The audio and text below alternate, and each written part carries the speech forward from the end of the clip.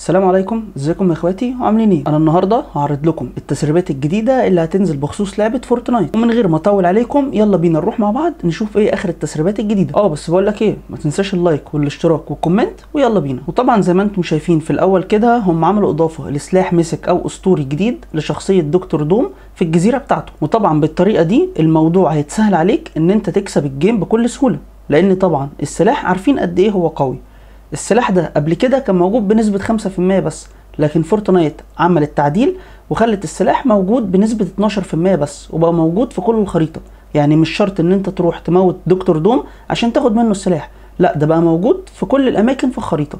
وكمان بالطريقة دي هيسهل عليك تكسب اي جيم هتلعبه عشان هو بيبقى قوي جدا في الفايتات. اما بقى الجزء التاني بخصوص برضو دكتور دوم، ان هم عملوا له باتل باس مصغره كده، لان يعتبر دوم في الفتره ديت سيطر على الخريطه كلها بتاعه فورتنايت. وبالنسبه للسكنات والحاجات بتاعه دكتور دوم ديت هتنزل في اخر السيزون. وكمان هنلاقي بوستر صراع بين دكتور دوم وبين الرجل الحديد اللي هو ايرون مان، وده معناه ان ايرون مان اللي كان في السيزون القديم هيرجع بس بشكل جديد ومختلف. كمان هنلاقي في هدايا مجانيه مخفيه زي سلاح وشنطه واكس اسطوري، وكل المطلوب منك عشان تاخد او تحصل الهدايا ديت ان انت بمنتهى البساطه تلعب مع صاحبك شويه مهام كده وشويه اجيام، وبعد ما تخلصوها هتاخدوا الهدايا انتوا الاتنين سوا. مش بس كده، ده احنا كمان هنلاقي من ضمن الخرايط ان في اوضه كده موجود فيها جميع سكنات او جميع الاشكال بخصوص ايرون مان، وده زي ما تقول كده الطريقه اللي بتعبر بيها او بتنوه بيها لعبه فورتنايت عن الحاجات الجديده اللي هينزلوها في التحديث الجديد. فكده بالمنظر ده فورتنايت بتاكد قوه وجود ايرون مان في السيزون الجديد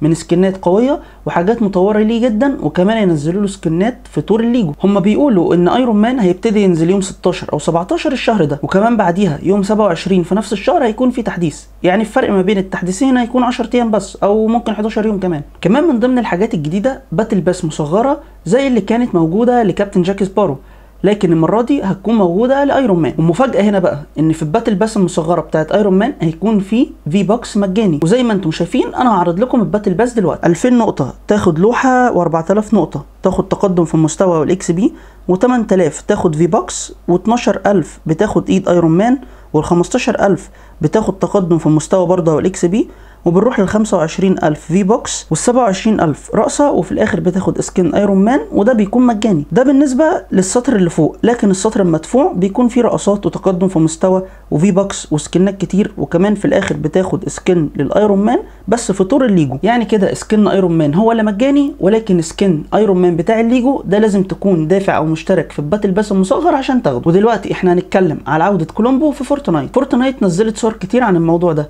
وقالت ان كولومبو هيرجع لطور الليجو بس، وكمان هيطوروا طور الليجو بحاجات كتير جدا زي سكنات وحيوانات واشكال جديده وورد وحاجات مختلفه كتير جدا. ده كمان قالوا ان هم يغيروا خريطه طور الليجو كلها. ده كمان فورتنايت عشان تاكد الموضوع ده راحت بعتت للناس اللي بتلعب طور الليجو كتير جدا هدايا عند بيوتهم، وكانت الهدايا دي السكنايه بتاعت كولومبو اللي هي على شكل الليجو. وكمان قالوا ان في طور الليجو ده انت هتقدر تركب الحيوانات، ودي كانت حاجه جديده وكرييتيف جدا من فورتنايت. وفي الاخر كده هتكون في شويه سكنات كده جميله وحاجات جديده كده هتنزل، وسكنات كمان من الحاجات القديمه اللي الناس كانت بتتعب عشان تدور عليها هيرجعوا ينزلوها تاني.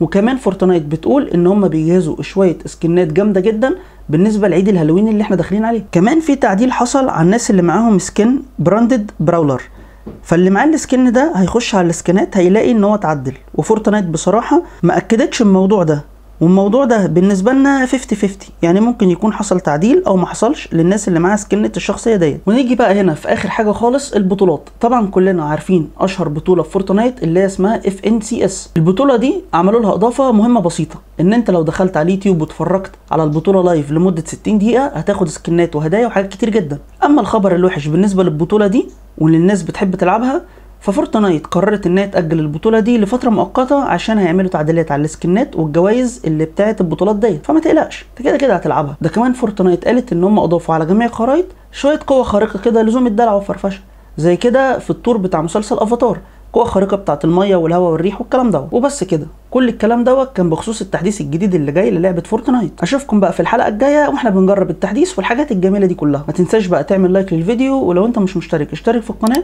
عشان كل حاجه جديده اعملها تجيلك على طول. ولو في اي حاجه انت عارفها عن التحديث انا نسيتها وما قلتهاش يا ريت تكتبها لي في الكومنتات. اشوفكم على خير في الحلقه الجايه، مع السلامه.